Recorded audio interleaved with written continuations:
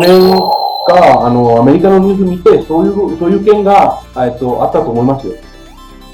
アメリカでもあったんですか？誰かが何かを舐めて、そのまま戻して、でも後で監視カメラを見て、その人を発見して逮捕されたんです。そうなんだ。このニュースはね、結構中国でも大きく報道されて、本当に SNS の話題になりましたよ。中国人の感覚で言うと、日本は民度高いので、本当にこんなことする人いるのっていう、すごいびっくりの声が結構多く上がりました。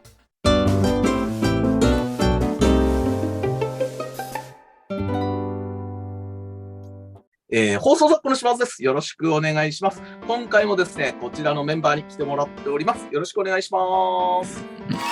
Hola, ¿cómo estás? よろしくお願いします。はい。では今回のですね、食にまつわるホットトピック、取り上げたいテーマはこちらです。スシローというですね、大手の寿司チェーン店があるんですけど、そこに置かれている醤油差しを高校生がペロペロ舐めてっていうのを SNS で配信したところ、それが拡散して大問題になったんですね。その結果、スシローがどうなったかっていうと、株価が170億円低下して大問題になっている。システムを変えなきゃいけないのかというのがですね、議論になって大騒ぎしてるんですが、これがですね、皆さんどう思われますかという感じなんですね。いかがですか、この問題。私これ知らなかったです。見知らぬ人が、みんなで使うものじゃないですか。それの醤油差しを舐めて戻してみたいなことに、大問題になって、一般の人は、うわ、もうスシローに行きたくないみたいな声もすごい上がって株価が低下して、でもスシロー側は被害者だから、いや、この170億円低下したものを損害賠償すべきかとか。拭けばいい、アルコールとかで拭いて、次の人がテーブル来るときに、きれいにしとけばいいとか、そういうことじゃダメなんですかね。だから毎回拭かなきゃいけないっていうことですよね。で、やっぱそんな、じゃあ、これヒロさんどうですか？その時はなんかペロペロして、でも中も入るんですよね。だから、ちょっと、去年が、アメリカのニュース見て、そういう件が、あったと思いますよ。アメリカでもあったんですか？どのチェーン店では覚えてないんですけど、なんか誰かが何かを舐めて、そのまま戻して、でも後で監視カメラを見て、その人を発見して逮捕されたんです。最近はそういった事件があったんですよね。そのパンデミックのブームのど真ん中ぐらい。なんか舐めて、で、また戻して、で、それ大問題になったんです。なんか刑務所に連れてったんです。刑務所に連れてかれたの？あとはないですけど、なんかそういう事件があったと、なんか。そっか、日本だけじゃないんですね。それも知らなかったですよ。ユウさんいかがでした？このニュース。このニュースはね、結構中国でも大きく報道されて、本当に SNS の話題になりましたよ。中国人の感覚で言うと、日本は民度高いので、本当にこんなことする人いるのっていう、すごいびっくりの声が結構多く上がりました。ただ一方でね、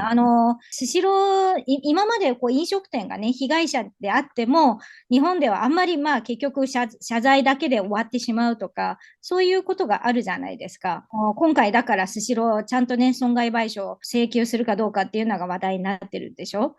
で、これがもし中国で起きた場合、もう、お店側はもう躊躇なく、逮捕なり、損害賠償なり、絶対ね、いろいろやると思いますよ。だから僕なんか気になってるのは、システムを本当に変えるべきなのかどうかっていうのは結構気になってて、そこの、よしあし、じゃあ回転寿司で言ったら回転寿司もしない方がいいじゃんっていう話だし、お客が来たらじゃあ醤油差し出せばいいし、回転寿司も回転させなきゃいいじゃんって、だってもうペロって舐めたのがまた流れて誰か取るってなった時に、そこはすごい嫌でっていうか、バカのためにシステム変えるのってどうなのかなと思ってて、多分そのケースって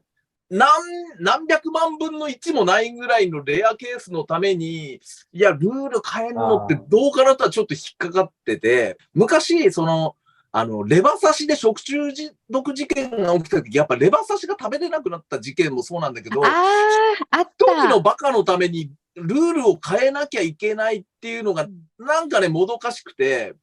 バカがいるよねって、で、そいつを罰しなきゃいけないし、そうならないように気をつけなきゃいけないんだけど、そのバカ一人のために全てのシステムを変えるっていうのがなんかすごいモヤモヤは俺の中でしてて、一方で、もちろん醤油がペロペロ舐めたやつのなんか使いたくないんだけど、俺の中であとどこまで気をつけるかっていう問題があって、例えば、しゃぶしゃぶとか鍋、唾液が交換されてないかっていう見方も例えばできるじゃないですか。その時にどこまで嫌悪するかっていうのも一つ大きな問題で、